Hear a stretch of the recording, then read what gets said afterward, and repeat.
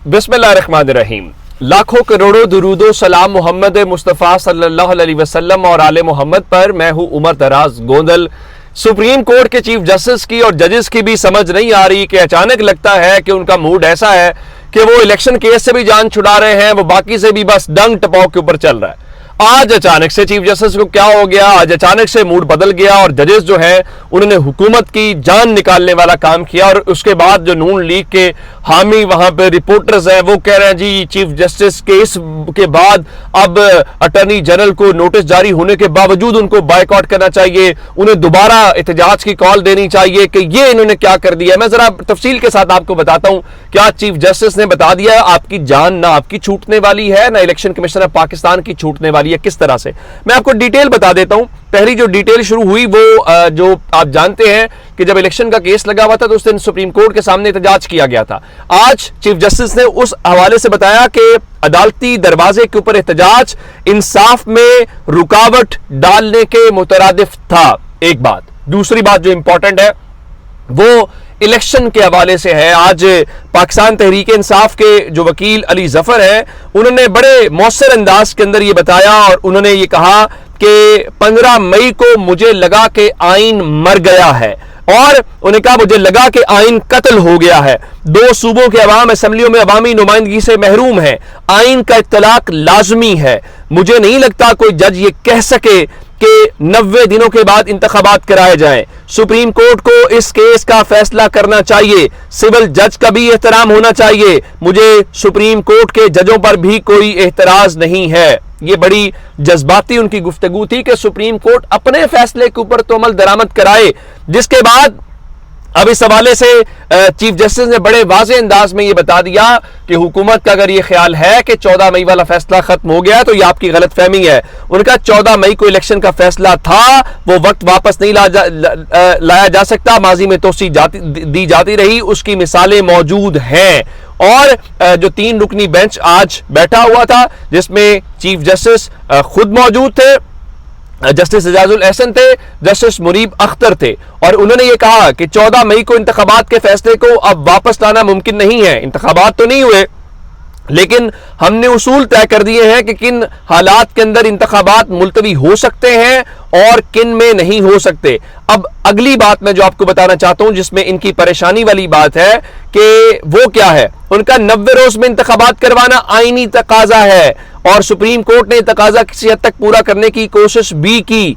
लेकिन उन्होंने एक और ये बताया है कि अब उन्होंने अटॉर्नी जनरल समेत फ्रीकैन को नोटिस जारी करते हुए बताया है कि आइंदा मंगल तक यानी 13 तारीख तक बताया गया है कि इस केस की समाअत जो है वो मुलतवी तो कर रहे हैं लेकिन 13 तारीख के बाद उन्होंने बताया है कि वो इसको रोजाना की बुनियाद के ऊपर इस केस को सुनेंगे। आज इन नकात से हट के क्या अदालत के अंदर हुआ मैं आपके सामने रखना चाहता हूं। उन्होंने कहा कि जनाब जैसे ही अटॉर्नी जनरल से मुकालमा किया और कहा कि नया कानून बना है इस पर आपको नोटिस जारी कर रहे हैं, जिस पे चीफ जस्टिस ने कहा कि हम review of judgments and orders कानून के खिलाफ केस और पंजाब इलेक्शन नजर सानी केस दोनों को इकट्ठा सुनेंगे। और साथ ही कहा कि ये एक कौमी मामला है, क्या आईनी हिदायत को पसे पुष्ट डाला जा सकता है, जिस पे अली जफर जो है दरखास्त गुजार भी हैं। उन्होंने कहा कि अदालत में कि Supreme Court review of judgments and orders act आइन से मुतासादिम है, जिसकी शिक 5 कहती है कि 184 की शिक 3 के फैसले के खिलाफ अपील का हक होगा। मेरी सदा है कि शिक 5 का इत्तलाक पंजाब के इंतखाबात पर नहीं हो सकता। मुझे यकीन है अदालत इस कानून को कलअदम करार देगी। अगर कानून बरकरार रहेगा तो 5 रुकनी बेंच तश्कील दिया जाएगा और पंजाब इंतखाबात नजरसानी केस को पुराने कानून के तहत सुना जाएगा। अब उस हवाले से एक और बड़ी अहम बात जो है वो हुई और वो जो जस्टिस मुनीब ने बड़े सवालात उठाए और उन्होंने ये सवाल उठाया कि कैसे सुप्रीम कोर्ट के ऊपर इस फैसले का इत्तलाक नहीं होता। फिर उन्होंने कहा अटॉर्नी जनरल ने अदालत से कहा कि अली जफर दरखास्त दे, उन्हें नोटिस जारी हो, फिर उन्हें सुना जाएगा। सुप्रीम कोर्ट दरखास्त से कबल इनको ना सुने, जिस पे चीफ जस्टिस ने कहा कि ये बिल्कुल अच्छी बात है। अटॉर्नी जनरल की इस बात से उन्होंने इत्तेफाक किया, जिसके बाद नोटिस जारी किए गए हैं और अब इस मामले के ऊपर हुकूमत को रोजाना की बुनियाद के ऊपर वहां पे जवाब भी देना पड़ेगा और अब वो इससे भाग नहीं सकते।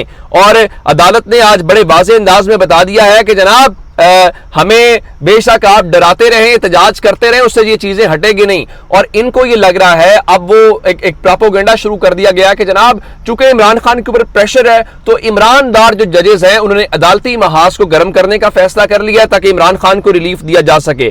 اور انہوں نے آج سپریم کورٹ سے واضح طور پہ تحریک انصاف نے پھر کہا ہے کہ جناب ہم تو سمپل سی بات کہہ رہے ہیں کہ آپ الیکشن والے اپنے اس حکم کے اوپر عمل درآمد کرائیں. ایک سوال جو چیف جسٹس نے الیکشن کمیشن سے پوچھا وہ کیا تھا؟ انہوں نے کہا کہ آخری سماعت پر الیکشن کمیشن سے وکیل کے سوال کیا گیا کہ کیا 8 اکتوبر انتخابات کی تاریخ برقرار ہے؟ تو الیکشن کمیشن کے وکیل نے کہا جی ہمیں اس بارے میں ابھی تک کوئی علم نہیں ہے یا ہمیں پتہ نہیں ہے.